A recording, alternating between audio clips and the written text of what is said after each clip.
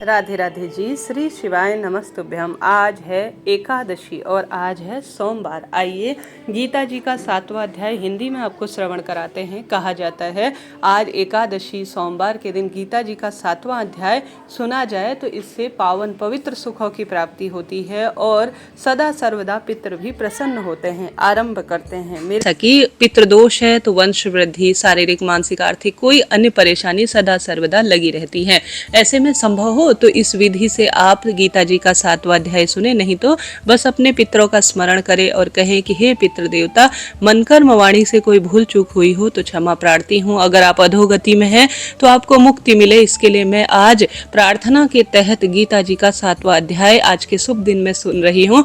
इसे आप जो है श्रेष्ठ रूप में स्वीकार कर अपने मोक्ष के द्वार के लिए प्रेरित हो, ऐसी प्रार्थना आप करें।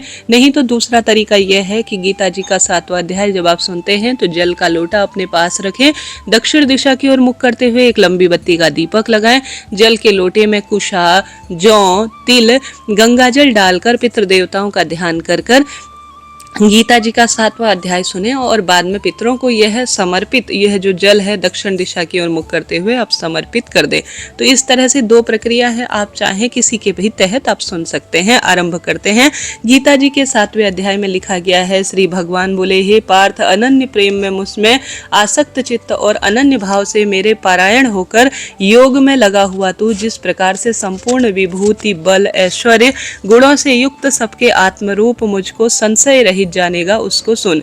मैं तेरे लिए इस विज्ञान सहित तत्व ज्ञान को संपूर्णतया कहूंगा, जिसको जानकर संसार में फिर कुछ और जानने योग्य शेष नहीं रह जाएगा।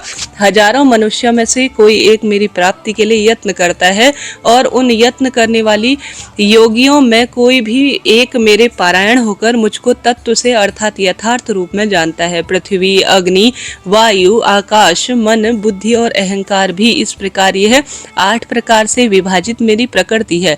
यह 8 प्रकार के भेदों वाली तो अपरा अर्थात मेरी जड़ प्रकृति है।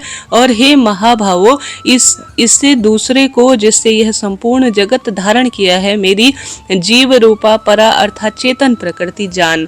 हे अर्जुन, तू ऐसा समझ कि संपूर्ण भूत इन दोनों प्रकृतियों से ही उत्पन्न होने वाला है और मैं संपूर्ण जगत का प्रलव और प्रलय हूँ, अर्थात संपूर्ण जगत का मूल कारण मैं ही हूँ। हे धनंजय, मुझसे भिन्न दूसरा कोई भी परम कारण नहीं है। यह संपूर्ण जगत सूत्रों में और सूत्रों के मणियों में सदृश मुझको गुथा हुआ है। हे अर्जुन, मैं जल में रस हूँ, चंद्रमा में सूर्य प्रकाश हूँ और सूर्य में मैं संपूर्ण प्रकाशमान हूँ। संपूर्ण वेदों में मैं ओमकार हूँ, आकाश में मैं शब्द हूँ और पुरुषों में मैं पुरुषत्व हूँ।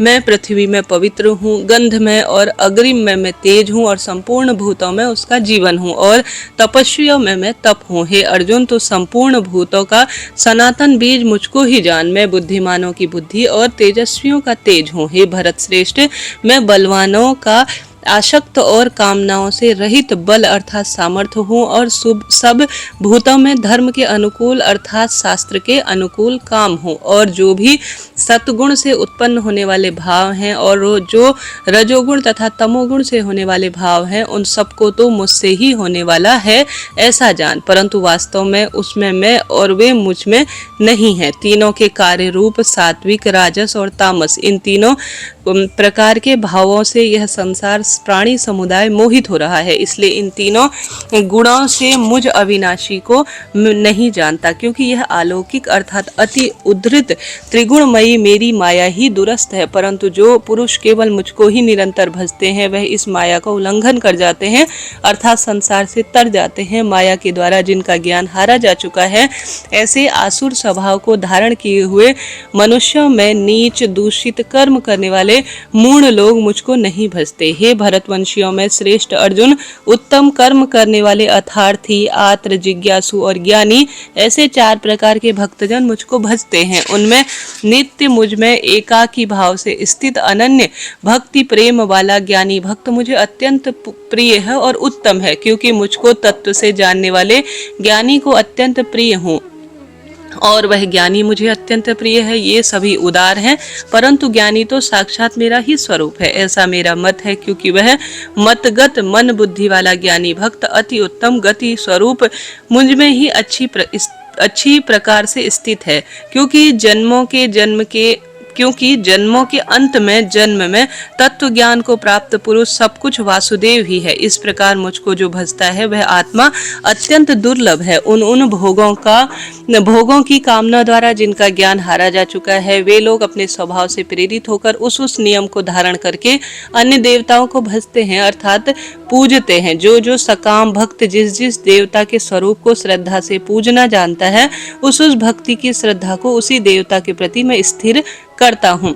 वह पुरुष उस श्रद्धा से युक्त होकर उस देवता का पूजन करते हैं। उस देवता से मेरे द्वारा ही विधान किए हुए उन इच्छित भोगों को निसंदेह मैं प्राप्त करता हूँ, परंतु उन अल्प बुद्धि वालों का फल नाशवान है तथा वे देवताओं को पूजने वाले देवता को प्राप्त करते हैं, और मेरे भक्त चाहे मुझको जैसे भी भजे अंत में मुझे ही प्राप्त होते हैं। बुद्धिमान पुरुष मेरे अनुत्तम अविनाशी परम भाव को नहीं जानते। मन इंद्रियों से परे मुझ सच्चिदानंद परमात्मा को मनुष्य की भांति जन्म कर व्यक्ति भाव को प्राप्त हुआ मानते हैं। अपनी योग माया से छिपा हुआ मैं सबके प्रत्यक्ष नहीं होता, इसलिए वह अनजाना जन समुदाय मुझ जन्म रहित अविनाशी परमेश्वर को नहीं जानता, अर्थात मुझको जन्मने और मरने वाला समझता है। हे अर्जुन, पूर्व में व्यतीत और वर्तमान में स्थित और आगे होने वाले सब भूतों को मैं जानता हूँ, परंतु मुझको कोई भी श्रद्धा भक्ति रहित पुरुष नहीं जानता। हे भरतवंशी अर्जुन, संसार में इच्छा और द्वेष से उत्पन्न सुख दुख आदि द्वंद्व रूप से मोह से संपूर्ण प्राणी अत्यंत अज्ञानता को प्राप्त हो रहे हैं। द्वंद्व निष्काम भाव से श्रेष्ठ कर्मों का आचरण करने वाले जिन पुरुषों का पाप नष्ट हो गया है, वह राग द्वेष जनित द्वंद्व रूप से मोह से मुक्त दृढ़ निश्चयी भक्त मुझको सब प्रकार से भजते हैं। मेरे शरण होकर जरा और मरण से छूटने के लिए यत्न करते हैं, वह पुरुष उस ब्रह्मा को, संपूर्ण अध्यात्म को, संपूर्ण कर्म को जानते हैं। जो पुरुष अधिभूत और अधिदैव के सहित तथा अधियज्ञ के सहित सबका आत्मरूप मुझको अंत काल में जानते हैं, वह युक्त चित्त वाले पुरुष मुझे जानते हैं, अर्थात मुझे प्राप्त हो जाते हैं। इसके साथ ही महादेव कहते हैं, भगवान शिव माता गौरी को बताते हुए कहते हैं, हे पार्वती, अब मैं 7वें अध्याय का महत्व तुम्हें सुनाता हूँ, जिसे कानों में सुनने मात्र से अमृत राशि भर जाती है। पाटलिपुत्र नामक एक दुर्गम नगर है, जहाँ गोपुर अर्थात द्वार बहुत ही ऊंचा है। उस नगर में शंकुकर्ण नाम का एक ब्राह्मण रहता था। उसने वैश्यव्रति का आश्रय लेकर बहुत धन कमाया, किंतु न कभी पितरों का तर्पण किया और न ही देवताओं का पूजन किया। वह धन उपार्जन में तत्पर होकर राजाओं को ही भोज दिया करता था।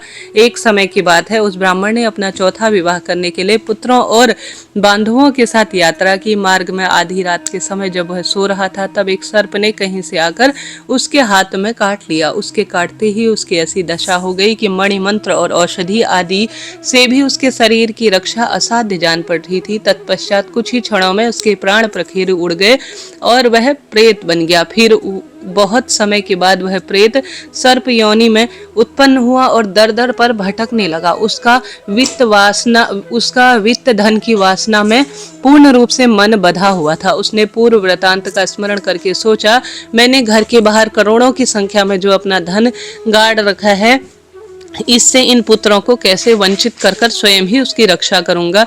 सांप की योनि से पीड़ित होकर पिता ने एक दिन स्वप्न में अपने पुत्रों के समक्ष आकर अपना मनोभाव बताया।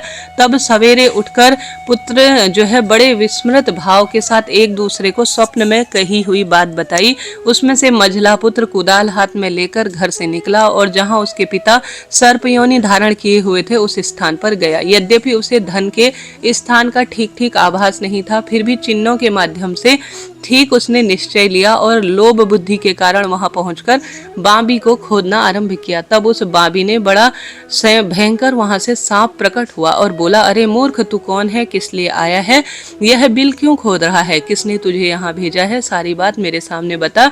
मैं आपका पुत्र हूँ, मेरा नाम शिव है। पुत्र बोला, मैं रात्रि में देखे हुए स्वप्न से आश्चर्यचकित होकर यहाँ स्वर्ण लेने के कौतूहल से आया हूँ। पुत्र की ऐसी वाणी सुनकर वह सांप हंसता हुआ उच्च स्वर में इस प्रकार स्पष्ट बोला, यदि तू मेरा पुत्र है तो मुझे शीघ्र ही बंधन से मुक्त कर, मैं दर दर भटक रहा हूँ। मैं अपने पूर्व जन्म के गाड़े हुए धन के लिए सर्प योनि में उत्पन्न हुआ हूँ।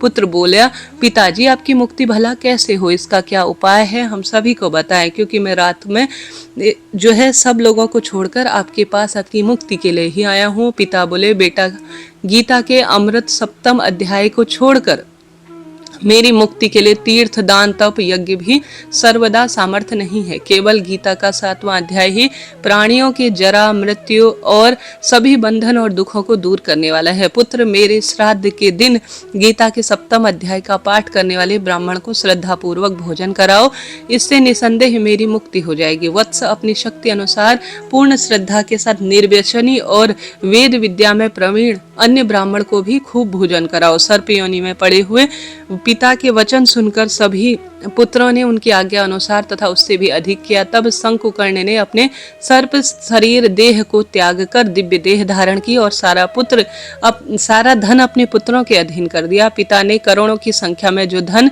उनको आपस में बांट लिया। उनसे पुत्रों में इतनी सुंदर बुद्धि आई कि पुत्र प्रसन्न होकर उनकी बुद्धि ऐसी लगी कि धर्म पारायण वह खूब हो गए और उन्होंने बावड़ी, कुआं, पोखरा, यज्ञ और देव मंदिर निर्माण कराए और धन का उपयोग किया और अन्नशाला भी बनाई। उसके पश्चात सदा सर्वदा वह गीता जी के 7वें अध्याय का जप करते रहे। उनके सभी पितरों को इससे मोक्ष मिला और उन्हें भी अंत में मोक्ष मिलकर वैकुंठ की प्राप्ति हुई।